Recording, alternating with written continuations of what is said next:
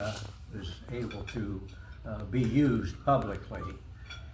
Now, this was a resolution that was passed by the Second Continental Congress. I'll tell you about that in a minute. But it was composed of 56 delegates to the constitutional, or not constitutional, to the Declaration of Independence Committee.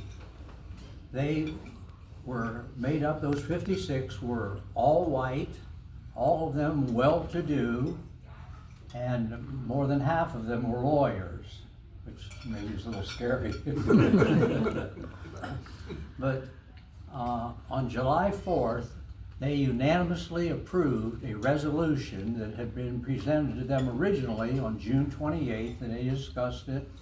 And by July 4th, they were ready to vote, and they voted unanimously. Well, not really unanimously. New York did not vote for it at that time because they wanted to check with the legislators who had sent them to Philadelphia to work out this disagreement. There was a lot of friction going on between the colonies and the United States. So let me give you a little quick background on that. The first English colony was established in 1607 at Jamestown, Virginia. And then about a little more than 10 years later, the second English colony was established at Plymouth, Massachusetts by the Pilgrims. That's the early 1600s. For the next 150 years, those colonies all grew. They grew because a large number of people were coming from England to those colonies because of the religious turmoil in England. They didn't know if they were going to be under a Catholic king or an Anglican king. Plus, there was a lot of poverty and high taxes in England. So a lot of them came to America. But also, a lot of those, most of the English settlers that came brought their families. And so they would have children, and a lot of them were farmers, so they'd have large families. And then those families would have more families, until you get up to about 1760, say. That's been almost 150 years that some of these colonies have been going on. And so they had grown to about 1.5 million English colonists, white English colonists. There were, at that time, about 400,000 slaves living in the colonies, but they were used just for their labor. They had no voice in the government at all. But during that 150 years, England did several things. First of all, they believed in what they called the mercantile system, which meant that you create a lot of colonies, and the purpose of those colonies is strictly to strengthen the mother country and bring wealth to the mother country. So your colonies are supposed to get raw resources, send them to England. They turn them into products like cloth and copper and things like that, and then they sell them back to the colonies. So the colonies are not only the suppliers of the goods, they're also the consumers. So that was pretty good. England also practiced an idea of what's called benign neglect. They just pretty much let the colonies do what they wanted to do as far as running their governments then. So in that 150 years, most of those 13 colonies, which went from Georgia all the way to Maine, Maine was actually a part of the Massachusetts at that time, these colonists formed their own form of government, and they made their own rules, they made their own laws. Sometimes the king would appoint a governor to a certain colony, but many times those governors never set foot on the American soil. They just stayed in England. And so you go on for about 150 years. Now during this time, there was a question of who's going to be dominant in America, the English or the French, because those were the two most powerful nations at that time. Now, I indicated that the English, they brought their families and produced children, so their population grew rather significantly. The French, on the other hand, sent usually just individual males, and they came down the St. Lawrence Seaway into the Great Lakes area and then down the Mississippi. These individuals were primarily traders and trappers. And by the time they got to about 1760, whereas the English numbered about 1.5 million, the French only numbered about 100,000. That was from Canada all the way down the Mississippi. So starting in 1754, there was a war between the United States, or no, not the United States, between the British colonies at that time, and they fought the French and the Indians. Now the Indians became allies of the French because they felt the French didn't present near as much of a threat because they were small, numerous in numbers, and the English were moving inland farther and farther. So that war was fought for about 9 years. It ended in 1763 with a victory for the English. So it was clear that England was going to be dominant on the American colonies. But now when the war ended, England had been fighting a number of wars even before they were fighting the French here in America. And so they were heavily in debt. But in England, the people were under very heavy taxation because of the heavy debt that the British government had acquired because of all these wars. And so the Parliament began to look, where can we get revenue? And they looked at the colonies and they said, hey, those colonies, they're doing pretty good. They have thriving economies. We're struggling here in home country. We better come up with a way to get some of that money and put it in our coffers. So they started in 1763 by passing what was called the Sugar Act, because there was a lot of sugar cane that would come up from the Caribbean, especially into New England, and they would turn it into molasses and then send the molasses to the mother country where it would be turned into rum and other spirits.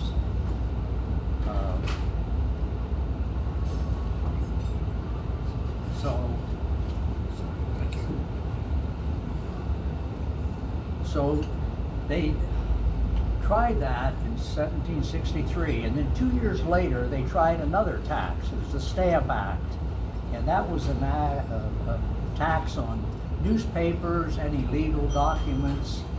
That was not a good move because you were hitting the journalists and the lawyers, and they were most vocal and complaining about this.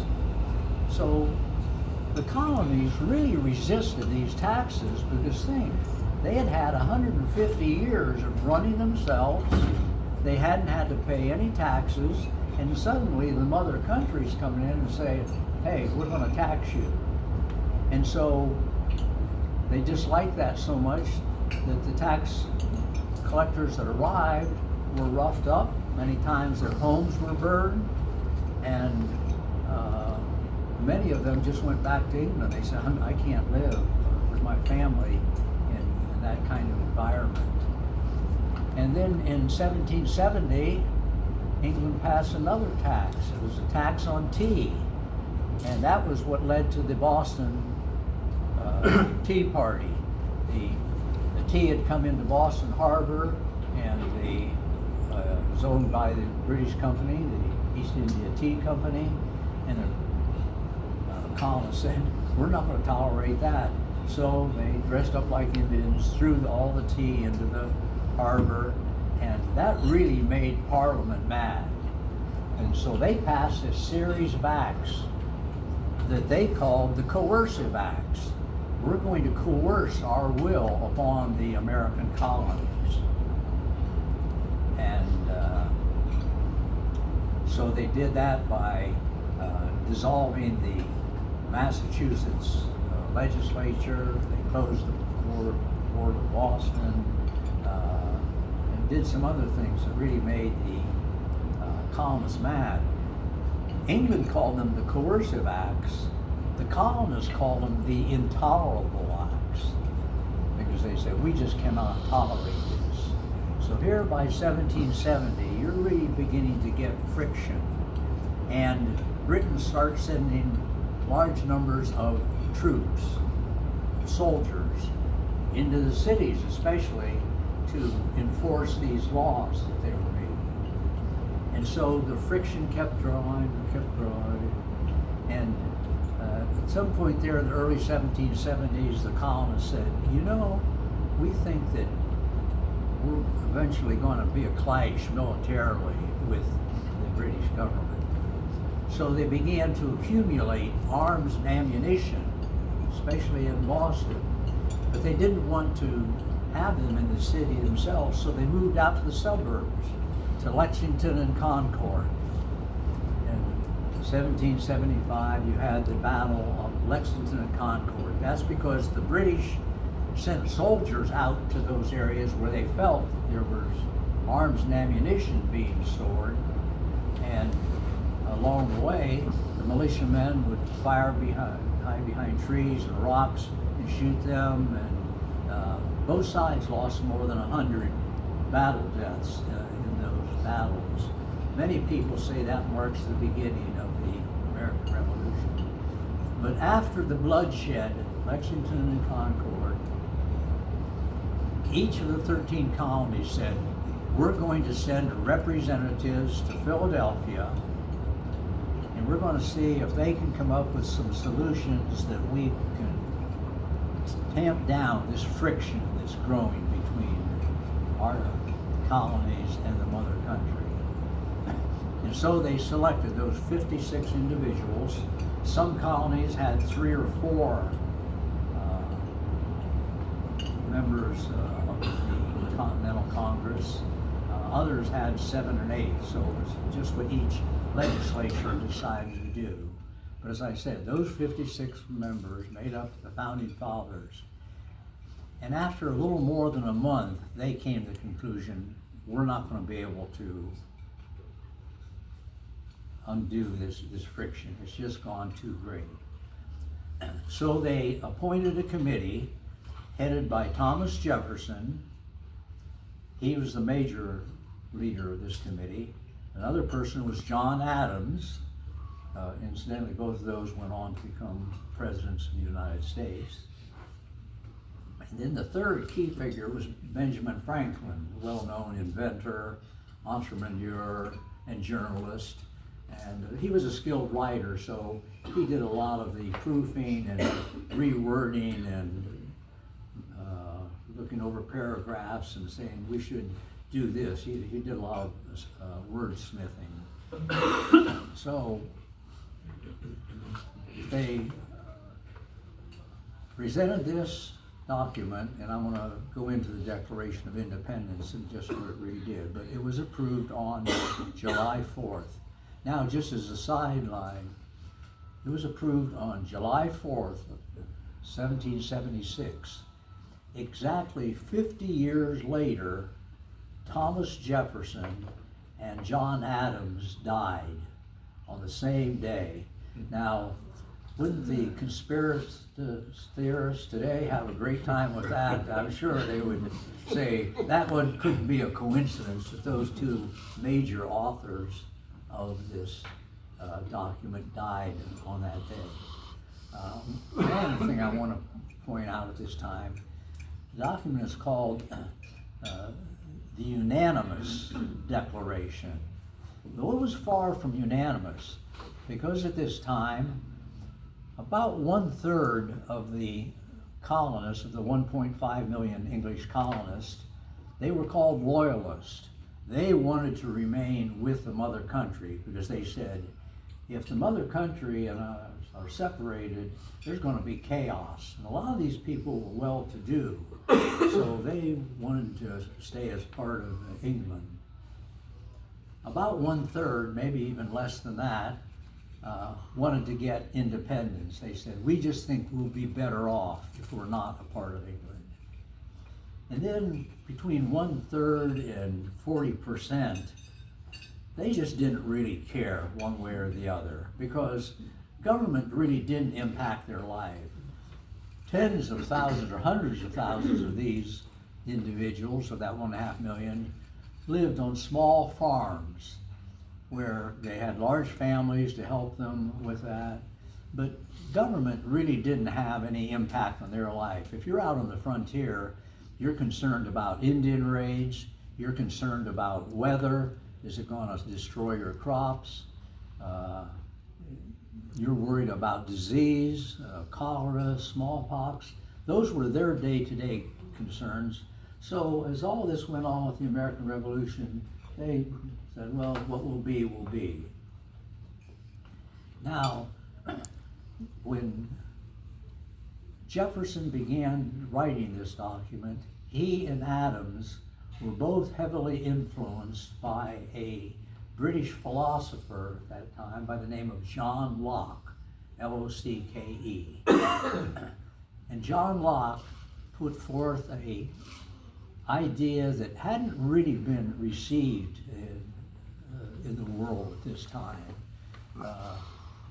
They were taking his ideas, and these were pretty revolutionary ideas at this time, because if you lived in England or France or Germany up in, well, into the 1700s, when you were born at a certain stage, in a certain economic, social group.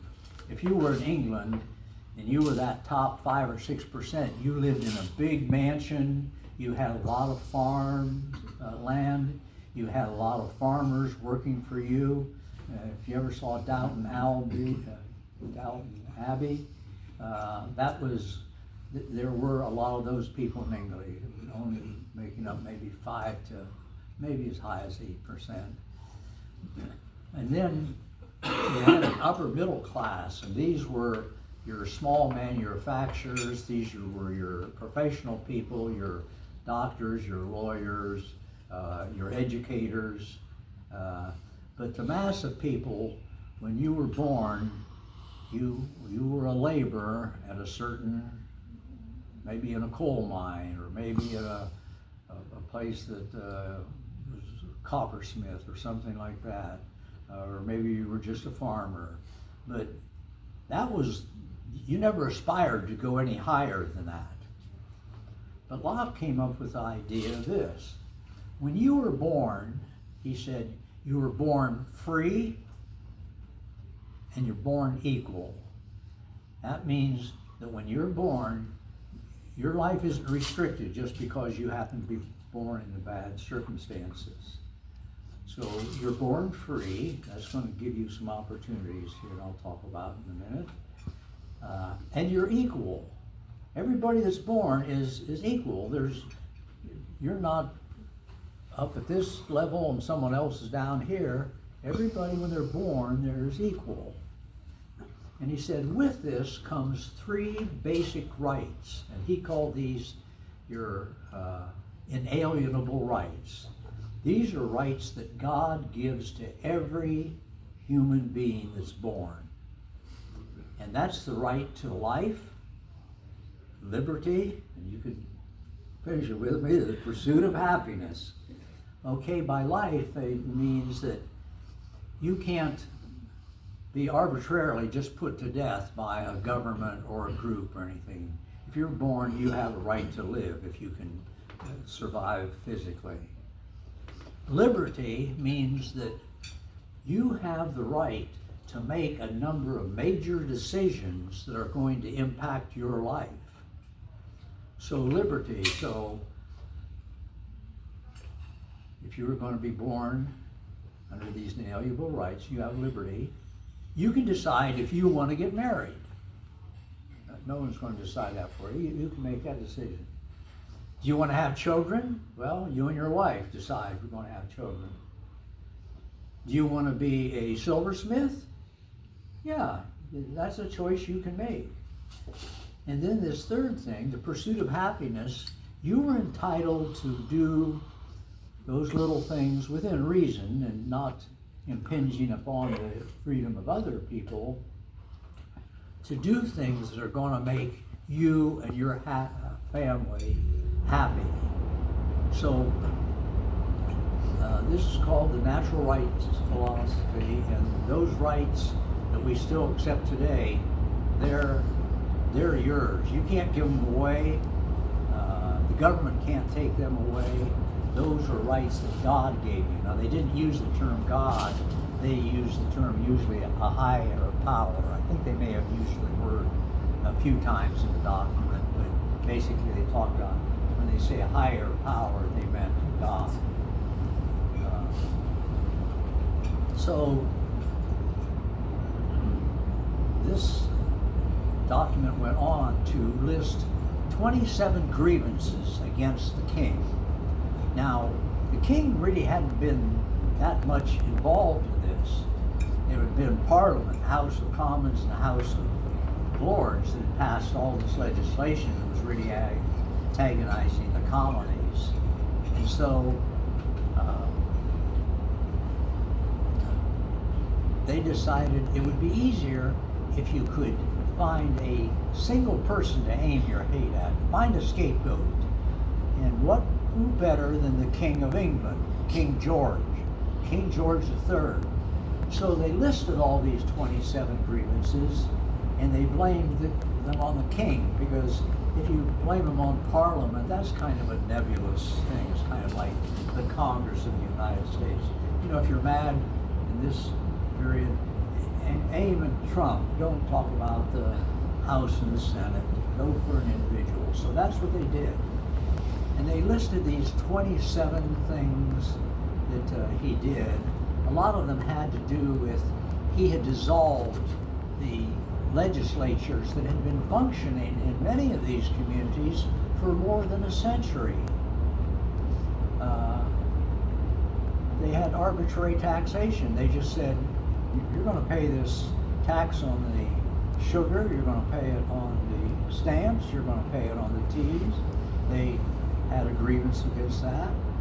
They had a lot of grievances on, you're interfering with our liberty to make a living, because we're traders, we're shippers, and you're closing our ports. So that's a grievance against you, the king. Like I said, it was really the Parliament. And so another thing they were upset about was the Quartering Act. The Quartering Act said that the colonial families would have to provide room and board for these soldiers that they were sending in to the cities. And so they may look at you and say, oh, you've got a big house out there, you're going to take 5 soldiers, you're going to give them room, and you're going to prepare food for them. You're getting room and board. And so this was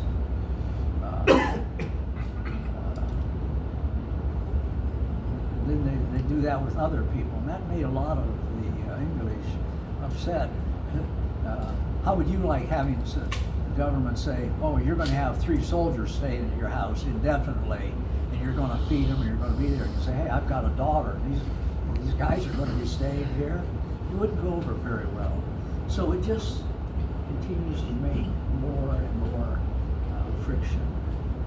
Now, when those founding fathers signed that document, and incidentally, they had approved it on July 4th, but they gathered together again on August 2nd, and all of them signed it. And you've seen where John Hancock, who was president of the Second Continental Congress, he made his real large, because he said, I want the king to be able to know that this is me. And so those individuals, those 56 founding fathers, really took it a lot of themselves. First of all, they say unanimous, and only maybe 1/3 of the colonists favored breaking away. And then they had legislatures maybe made up of 100 or 200 people who had sent them as delegates to Philadelphia. And only New York went back and asked the delegation, said, okay, if we approve this. The others just didn't do it. So it was far from a unanimous document. And so they put a lot on the line, because if, I forgot to mention another thing that they did after they had done the grievances. They indicated that they were willing to fight the mother country to create this new sovereign country. And so that marks, July 4th, marks the beginning of the American Revolutionary War, the War of Independence. It lasted technically from 1776 to 1783, but it was in 1781 that hostilities pretty much ceased, because the colonies forced the British Army to surrender. Where are we on time? Good. 15 minutes. Okay, well, I'll go ahead and just wrap this up.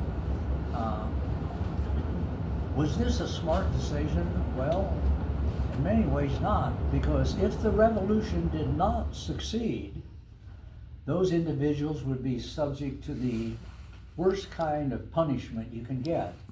It's called, you would be hung, drawn, and quartered if you were a traitor. That means you would be hung by the neck until you were practically dead, and then you would be, is that me?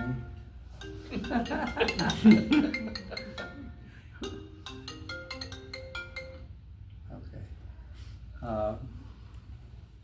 You would be hung until you were just about dead.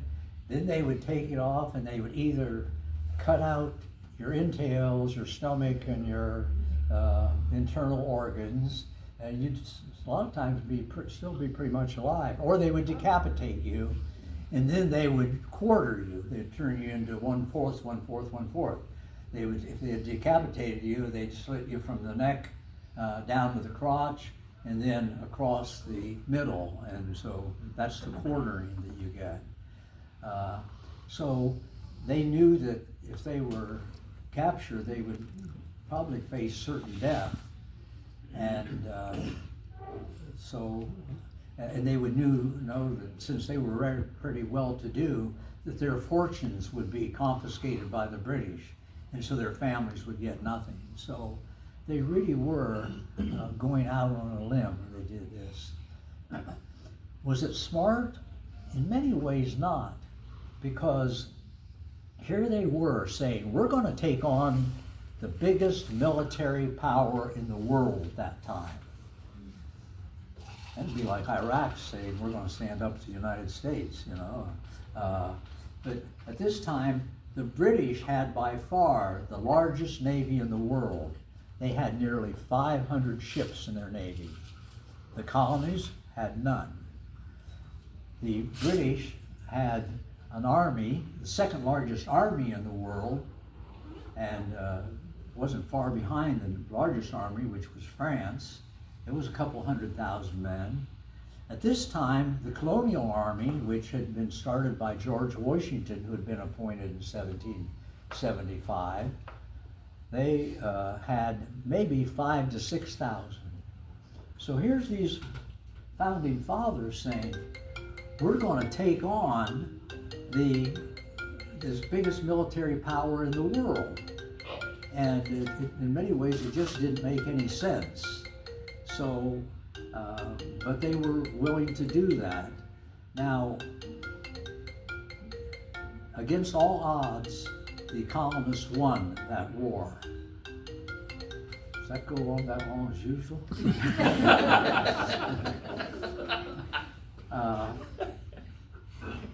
But there were basically several reasons that the colonies prevailed. Probably one of the most important was the leadership of George Washington.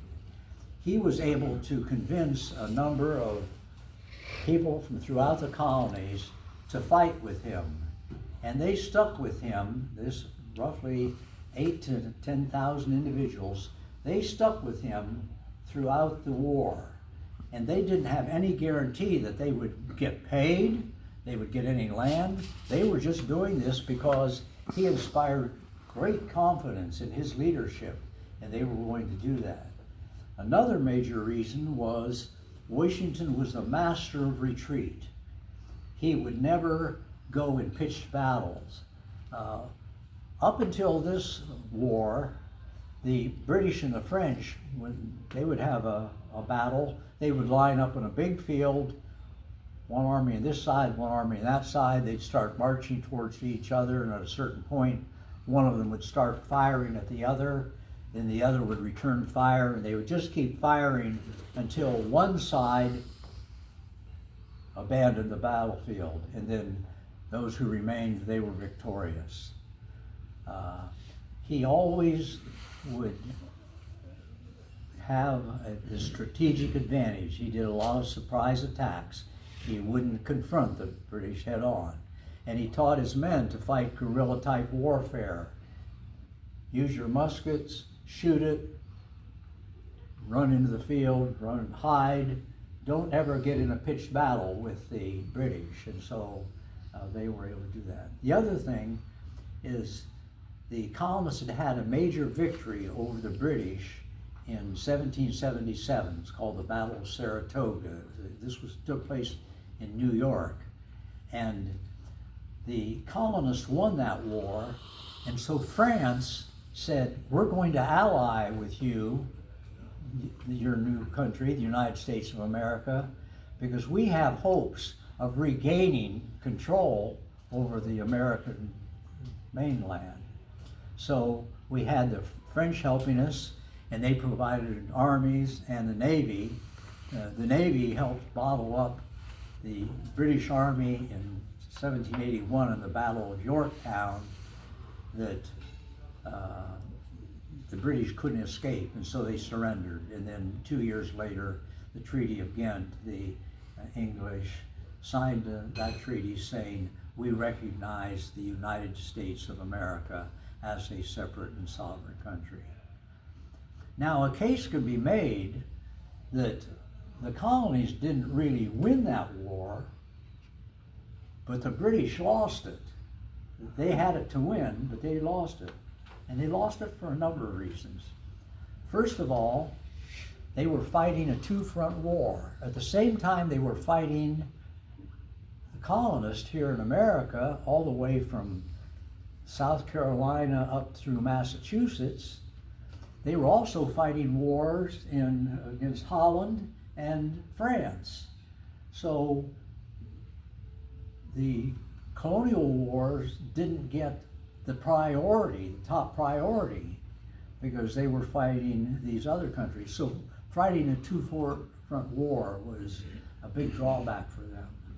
Another big drawback was the vast area of America.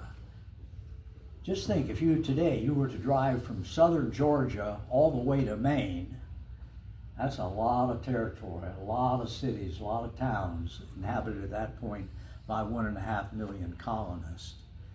And that would have taken hundreds of thousands of soldiers to control all of those towns. So the vastness of America was certainly a drawback.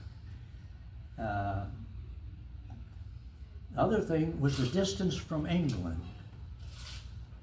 You may be surprised by this, but at this time in the 1770s, it took 6 weeks for a ship to go from England to the colonies. Now think what that does for logistics. Think what it does for communications. And plus the British advisor who was conducting the war never left England. He did everything from the home country.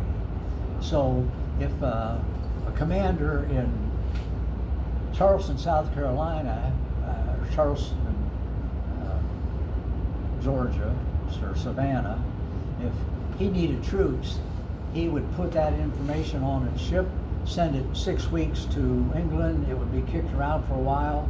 They would get the ships ready and 6 weeks back. You're talking 3 months. Think, like I said, what that did to logistics and communications. And then there was a third thing, well, or another thing, a fourth thing. Britain was very overconfident. When the colonists said, we're going to take you on, they said, oh, those bunch of ragtag people, they're never going to be able to do us. And then another very important factor was that England didn't really have a stomach for this war. Now, most of the soldiers here were young men, and they were fighting young colonists who spoke the same language. Many of them shared the same religion. They were basically under the same kind of laws, and they didn't really see them as enemies. And so they weren't really enthusiastic in carrying on these battles. And then beyond that, the mother country didn't have much of a stomach for this war. I mean, they thought, you know, these are relatives or distant relatives of ours, or distant relatives who've had 2 or 3 generations of children there. So they weren't pleased, and here they were fighting these other wars. They just didn't have a stomach for that. So they weren't behind it. For those reasons, like I said, you could say that the colonies won because of Washington and the French, or you can say that the British just had too many obstacles to overcome. So that's my quick presentation. Let me just say this. The Founding Fathers had a lot of courage when they did what they did, but everyone in this room can be thankful that they showed that courage, because it led to the creation of our country, and it's given us the country that we have today. So those 56 men should be applauded for what they did. I will add as a footnote one thing. One of the signers of the Declaration of Independence, he was from New Jersey, I forget his name at this point. He was captured by the British, and they tortured him. They kept trying to get him to renounce his signing of it, and ultimately he did. He could just handle so much torture, and so he recanted and pledged his allegiance to the mother country, and so they didn't kill him. So that's a very quick history lesson that as we celebrate the 4th of July this week, that maybe helps a little bit in your understanding of it. So at this time, if there are any questions, I'll be glad to take them.